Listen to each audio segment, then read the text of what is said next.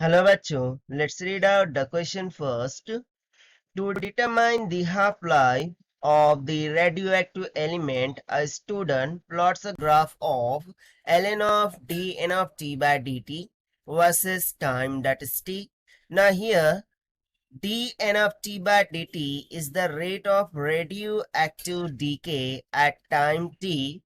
If the number of radioactive nuclei of this element decreases by the factor of p after 4.16 years, the value of p is. So let's look to the solution. So before of that, let us talk about the key concept which we are going to use here for this question. So generally we are going to use the two key concepts here. That is, we know that the number of original nuclei, which is given by the formula of n is equals to n naught e raised to minus of t by tau, okay, where n naught is the original sample of nuclei and t is obviously the time t here, okay. And the second key concept which we are going to use here is the activity of radioactive sample.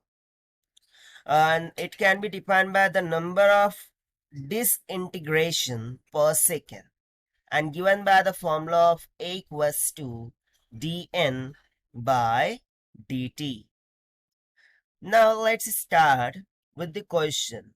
So question में हमसे बोला क्या जा रहा है कि to determine the half life of radio active element student क्या करता है ग्राफ प्लॉट करता है for L N of mod of D N of T by D T versus T और वो ग्राफ हमें यहाँ पर गिवन है। अब यह D N of T by D T ये किसको इंडिकेट कर रहा है rate of radio active D के एट टाइम टी को।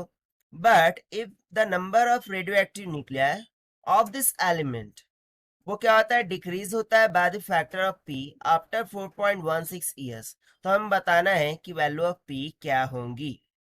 सो here by using the second की concept I can write dn by dt is varying to n, that is original nuclear। But यहाँ पर देखिए the number of radioactive nuclear decrease हो रहा है, तो इसके लिए मैं यहाँ पर निगेटिव साइन यूज कर लूंगा। सो अगर मैं इसको इक्वेट कर दूं so D N by D T will comes out equals to minus of lambda into capital N. But जैसा कि हमने कॉन्सेप्ट 1 में क्या यूज किया है the number of original nuclear का फॉर्मूला क्या होता है n is equals to n nought of E raise to minus T by tau. ठीक है। सो यदि मैं इसको यहाँ पर सब्स्टिट्यूट कर दूं सो मुझे एक्टिविटी क्या मिल जाएंगी D N by D T will comes out equals to minus of lambda in bracket n naught e raised to minus of t by tau. Now as we know that lambda ये क्या होता है 1 by tau के equal होता है। सो यहाँ पे मैं 1 by tau की जगह पर lambda लिख सकता हूँ। सो मुझे एक्टिविटी क्या मिल गई dn by dt will comes out equals to minus of lambda n naught of e raised to minus of lambda t के equal. Now if you see that जो स्टूडेंट ग्राफ ड्रॉ कर रहा है वो किसके बीच में है L N of this activity and T. So इसके लिए मुझे लॉग लेना होगा। So simply we will say taking logs on both side. Okay, here we will say take log on both sides. So what we get here simply it will become ln of mod of the activity dn by dt. This should be equals to ln of minus of lambda into n naught, while if you see this term e raised to minus of lambda t, so e और log दोनों एक दूसरे के opposite होते हैं।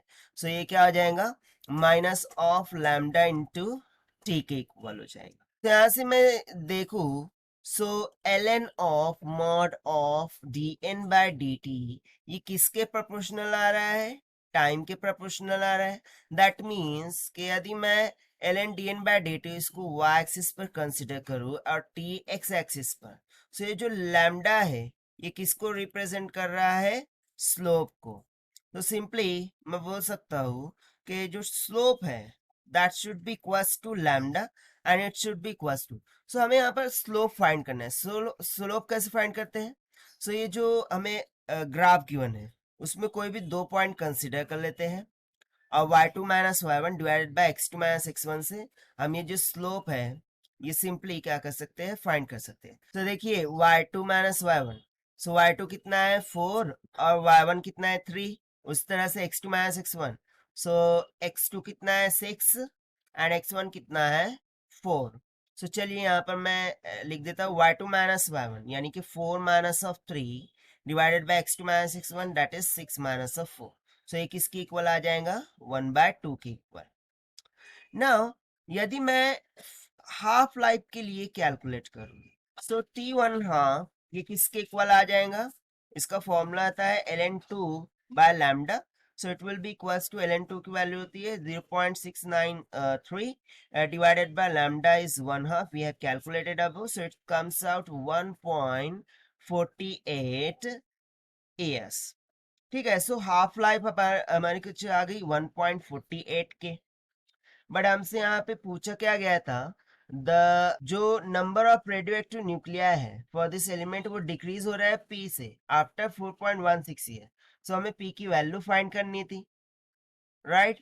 सो उसके लिए मैं यहाँ पर क्या करते हैं, तो simply we can say that the original nuclear n will be equals to n times of 1/2 of for 1/2 life. Okay, we are calculating for half life, raised to of n। ना यहाँ पर वैल्यू ऑफ n किसके equal होंगी, वो t by t 1/2 के equal होंगी। तो ये सिंपली हो जाएगा n times of 1/2 raised to t by t of 1/2 life. Okay, where t is the factor, so decreasing here, जो कि डिक्रीज हो रहा है। सो फॉर डिक्रीजिंग मैं यहाँ पर क्या लिख सकता हूँ, n will be equals to n nought of 1/2 of raised to t। अब t की वैल्यू यहाँ पर क्या होंगी, सो c हमें कितने ईयर के लिए कैलकुलेट करना है, यहाँ पर देखिए आफ्टर आफ्टर 4.16 ईयर्स बोल रहे हैं ना। सो यहाँ पर सिंपली वैल्यू ऑफ टी कितना आ जाएगा 4.16 divided by half life year कितना है 1.48। तो सिंपली जब मैं इसे सिंप्लीफाई करूंगा तो मुझे पी की वैल्यू किसके इक्वल मिल जाएंगी, 8 के इक्वल मिल जाएंगी। और यही हमारा रिक्वायर्ड आंसर है। And this we have found by using the concept of activity formula for the radioactive and the number of original nuclei. So this is the required solution. I hope you understood it well. Best of luck. Thank you.